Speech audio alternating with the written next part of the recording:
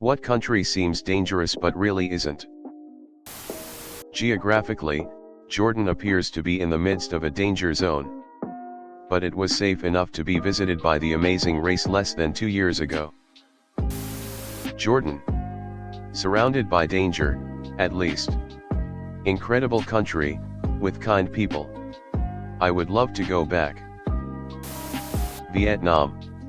For a lot of older Americans, its symbolism outweighs the changes it's gone through over the past 50 years. A few years ago my cousin was traveling through Southeast Asia and had to reroute her trip due to some instability in another country, and her uncle and I had a good laugh about how she was like, just to be on the safe side, let's go to Hanoi instead. Rwanda is extremely safe. It has a stable government and a low crime rate. Serbia, Bosnia, Albania, and the rest of the Balkans. It isn't civil war in the 90s anymore. Romania. Seems dangerous but violent criminality is pretty low. Rwanda. After the genocide in 1994, Rwanda was often associated with violence and instability. Today, however, it's known for its clean streets, low crime rates, and the government's efforts in ensuring safety and security. Transylvania. Anytime I go there I never get attacked by vampires. But the nurses at the hospitals are really aggressive with getting blood samples. Like, why did you need your mouth for that? Australia. The creepy crawlies here aren't that bad as everyone makes them seem. So basically most of the whole world is actually pretty safe, even though the news says otherwise. Haiti. No, just kidding. Stay the fuck out of Haiti. El Salvador, apparently. The Philippines, especially our big cities. The most crime you'll likely encounter here as a tourist is divided between being scammed by a hooker and being scammed by police. Pretty much every country has dangerous parts and safe parts, so it's kind of hard to answer this question. The USA. Most of it, anyway. There are dangerous parts of specific cities, but it's not the bullet-riddled, cracked-out wasteland media outlets make it out to be. If you're not in a gang or doing drugs, you're pretty safe. Kazakhstan. Traveled for 3 weeks last year, Canadian woman. Never felt unsafe. People are so friendly and helpful. Had an amazing time. Vatican City. In 1998 it had the highest murder rate in the world, but it has gotten a lot better since then. South Korea. It's a very safe place, but to my friends and family, aren't you scared about North Korea? Nothing is going to happen. El Salvador went from the highest crime rate in the world to being safer than the USA, not the safest in the world, but like, really good. Oh, and it happened in about 6 years. It's going to be an interesting case study. El Salvador was a democracy, and nominally, it still is. But their president is, in effect, a dictator. They've been absolutely brutal in suppression of crime.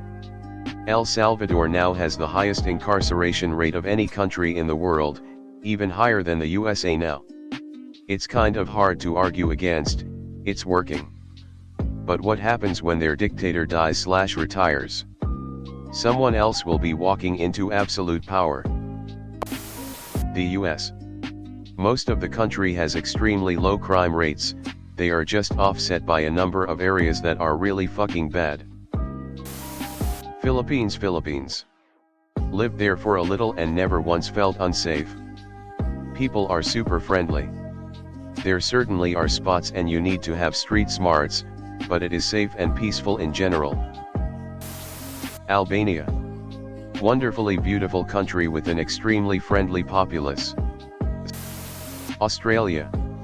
Everyone complains about the wildlife killing you, but as long as you're in more urban areas, there's not much to worry about. I rarely see big bugs either. Jordan. Zambia and Botswana. White guy gets lost following his satanic damn Google Maps and winds up in a Zambian shanty town. Got out to ask directions, everyone speaks near fluent English and are super helpful providing directions. Have to be comfortable with the occasional Emperor Scorpion migration though. The US. I see on threads and articles online how people are afraid to visit here because of rampant gun violence. Unless you're going to visit the hood, your odds are incredibly remote you'd even see or hear a gun here, much less be threatened with one. UK, but they are super friendly. Mexico. Sure, there are parts run by cartels where I'd prefer to avoid, but most of Mexico is a lovely place to visit and the people are super nice. I felt safer on vacation in Mexico than I did in Florida. China. A lot of people assume that you will just get arrested simply for being an American or other Western tourist. The government do not care about your average Joe tourist, you ain't that special. Lived here for 5 years and felt much safer than my home country. I was worried as hell when I went to Turkey having seen Midnight Express, but it is a wonderful country with pleasant people and would recommend 10/10. Brazil. Just kidding, it's dangerous AF. Uganda. Beautiful country and great people doing their best with limited infrastructure. Just don't be a gay person there. I'm not sure how Thailand is perceived in general, but I recently saw a social media video from an American tourist freaking out about walking back to her hotel at night. It looked like it was off Sukhumvit, one of the major roads in Bangkok, and finding a Korean tourist who was feeling the same way, so they walked back together. I can understand it because Bangkok is grey and crowded and often kind of dirty, with a lot of visible poverty. But it's also really safe for tourists and other visitors. You have to go so far out of your way to get in trouble in Bangkok.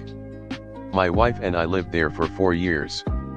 We one time had one failed snatch thief experience from a couple teens who prayed in our neighborhood for about a week before, well, I think they were corrected by authorities. I felt a lot safer about my wife walking alone at night than I ever have at any point living in North America. We were even there when the coup happened. We got an email from our employer at about 6 p.m. informing us that school was cancelled for the next day, not to worry, but to stay inside as much as possible. We had been living there for less than a year at the time. I told my wife to stay at our apartment while I ran to the store to grab some provisions, not knowing how long we'd be locked down.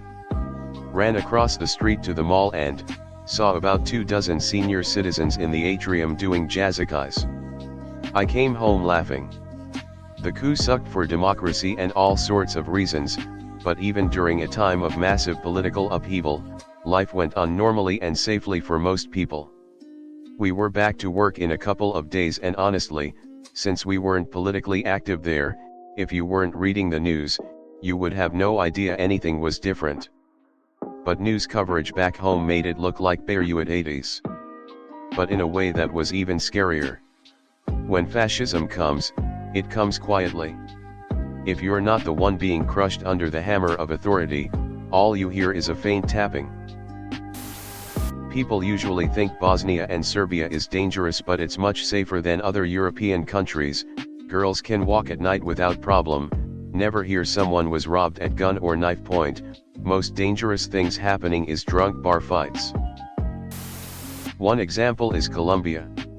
In the past, Colombia had a reputation for drug-related violence and instability, particularly during the 1980s and 1990s.